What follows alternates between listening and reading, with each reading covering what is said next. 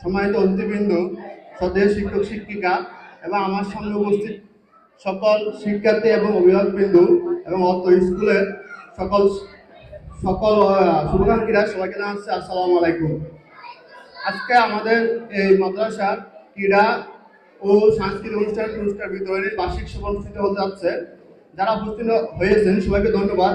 এবং আপনারা সবাই জানেন, ক্রীড়া হলো আমাদের শারীরিক ও মানসিক বিকাশে খুবই গুরুত্বপূর্ণ ভূমিকা এবং শৃঙ্খলা ঐক্যবদ্ধ নীতিতে শিক্ষা দেয়।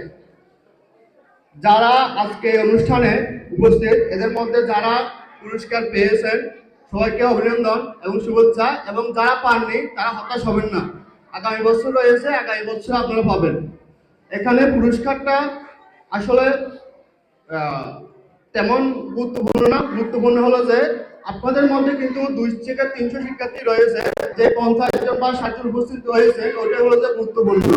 পুরস্কার গুরুত্বপূর্ণ নয়, অংশগ্রহণটা করাটাই গুরুত্বপূর্ণ। তাই আগামীতে এখন যারা পাননি তারা অবশ্যই আগামীতে পাবেন, এই আশা ব্যক্ত করে সবাইকে ধন্যবাদ। আসসালামু আলাইকুম।